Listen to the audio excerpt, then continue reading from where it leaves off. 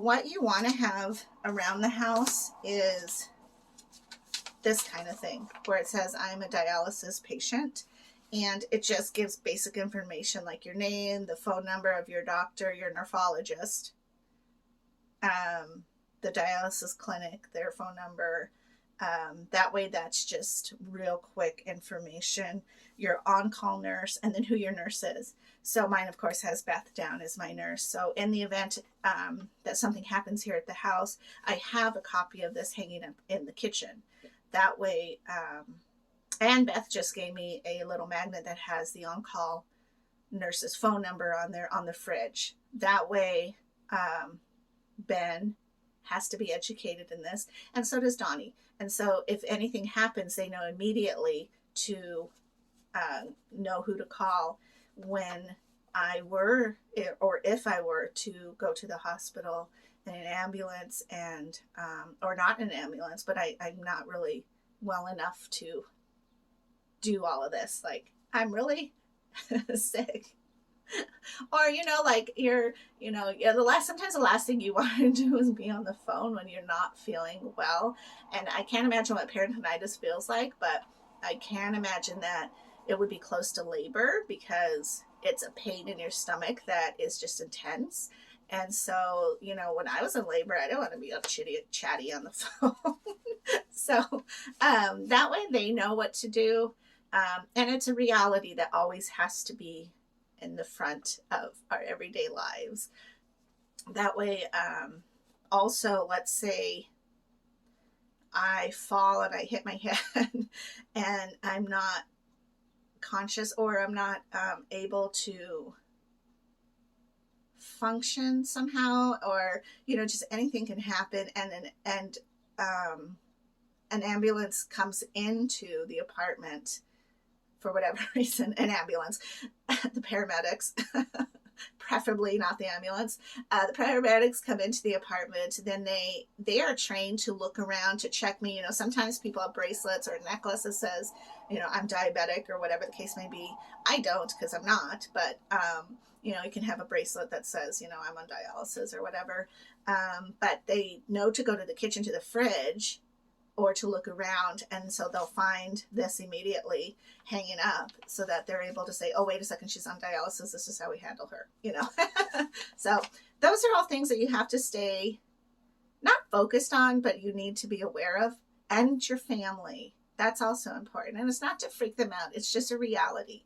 I enjoy it. I think it's great. I am definitely not a catastrophist, but I am a preparer of things. Although in this situation, I guess I just kind of forgot, because I do have my backpack already ready with what I created as soon as I got on dialysis. And I made up all those packs like the first week I was on dialysis, so that everybody knows what to do. I always want to have like a plan. And so I think I just somehow just forgot to put that into my backpack. Also, I should have I'm going to put a drain bag in there, maybe two, and then a couple of bags of dialysis of the dextrose, because in the event that something happened, at least I have them extra. And I think taking that to Bisbee is probably a good idea, just in case something happens and we end up staying longer. It's not too much of a big deal. Bisbee's only 2 hours away, but let's say in Parker, I should have taken this backpack with a couple of bags in it just in case, because had I put more green bags in there, I wouldn't have probably overloaded myself with the fluid, because it's taken me a little while to kind of pull all of that stuff off. But I feel good. So it's all a lesson too. Like, you have to look at it like, did I screw up? Well, not really. I'm just learning as I go along. Was it a failure? No. I'm still just learning as I go along. And every time we do make errors, or every time we make a mistake, it's like, oh, okay. One of the first things I did that was a mistake was I forgot to clamp. I want to say I had to show Beth how to do a connection. And this is when you're first being trained. So for the first I'm going to say 3 times or a week maybe, Beth will connect you. Like your PD nurse will connect you, because you have to visually start seeing all the steps that she's taking to make sure that you're sterile, because that starts to penetrate inside your brain. And so when I had to do it, I did it great, I think, like the first time, and then the second time, or vice versa, I'm not sure. But I had somehow a bag hanging, and it wasn't, I think it was for me to fill. I don't remember, because what I do remember though is I didn't clamp it. So I disconnected and put the cap on. So I disconnected, and when you do that, you're disconnecting and you drop that, and it swings down, and you just don't worry about that at all, because your point is to get a cap on your catheter. So as I dropped it, the liquid started spewing out. So I grabbed my cap and I just shoved it on there and and I was like, good. And I grabbed that, and then I was able to clamp it. So it was a little bit of a mess, but that mess doesn't matter. What matters is that I got my cap on in a timely manner without touching anything else, and everything was good. So mistakes do happen. And you can even do that, like, I don't even know. Like, there's so many times I'm sitting there thinking, like, gosh, this exchange is taking forever. And then I realized that I didn't even open my catheter to let my dextrose into my body, because I've already drained and I'm just sitting there. So, I mean, so many things like that can go on. You just want to stop and be like, okay, where am I at? What am I doing? And those things will happen, but you just march forward. And usually it's not a big deal. You want to just make sure that you stop and think before you move or react, because you don't want to cross-contaminate yourself or become unsterile or touch anything with your, being crazy. So yes, accidents can happen, or you can make like little errors, and it's not really too much of a big deal. You just live and learn, really. And for the most part, unless something really big goes down where you drop your connector on your lap, or there's something that happens where you feel like, oh my gosh, I just got contaminated, then you absolutely have to really think for a second, like, okay, I dropped my I dropped my connector on my lap, but I still have to cap it. Now I'm going to wait the 10 minutes because I need to put a new cap on there. I need to re-clean. Maybe I'll call Beth and let her know.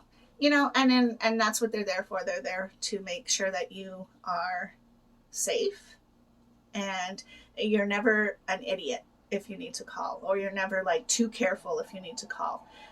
Just call so that they know, like, oh, okay, you know what, tell me how you're feeling, or tell me what you did. And that's the other thing too, is like, when something happens, they want to know what you did to remedy it, and just be honest, so that they're able to help you from that point of view. Because I remember the first time I saw fibrin in my tube, and I was like, oh my God, of course I watched sci-fi, and so I'm like, there's a parasite in my body. And the nurse on the phone was like, do you think it's fibrin? And I'm like, oh yeah, I've totally forgot about fibrin. Yeah, I think I was 2 weeks in or something. And so I was like, oh, I bet you that's what it is. And it was fibrin. And now I recognize it all the time. But, when you're first starting out, it can be a little bit scary, because it's not, you're so concerned about sterile and not cross-contaminating and getting everything done. Just take a breath. And I think for the first week I was at home, I still read every single step, because I wanted to make sure that I got that in my brain, like every single step, because over time you're going to start to want to, well, do I have to scrub for a whole minute, or do I have to do this or that? Yes, you do. So in order to stay the healthiest you can be on dialysis, you want to go ahead and do every step still. I do know that I need to get a flashlight because that is one thing that is necessary. You can do your exchange in the dark. In fact, it was designed for somebody blind to be able to do it by feel. And I've learned to hear my bag. So when you so when you're connected and you're going to fill with your dextrose, you have to let the air out of that tube go into your drain bag, right? So that's why you unclamp from that, and you stick it onto the other bag when you've counted your 5 seconds. Well, sometimes it goes faster, sometimes it goes a little slower. So I've learned to listen and also look to see that, the drain bag is getting a little bit of the dextrose fluid, and then you can clamp it. So you are trained. You can do this in the dark, but I have had to do that before because my electricity went off in my whole complex, and it wasn't necessarily hard, but it was difficult and kind of weird. And my biggest concern was whether or not I could get that air out, because when the air doesn't go out, you're not going to die, but your shoulders really ache because your air gets trapped there. So I do need to get like some type of light thing. And I like headlamps because their batteries tend to last a really, really long time. I mean, I've had a headlamp for like 2 years that I take fishing. And so it's not something I use all the time, but it's there and it's still the same. And I think they're about $14 at Walmart if you get a pretty decent one.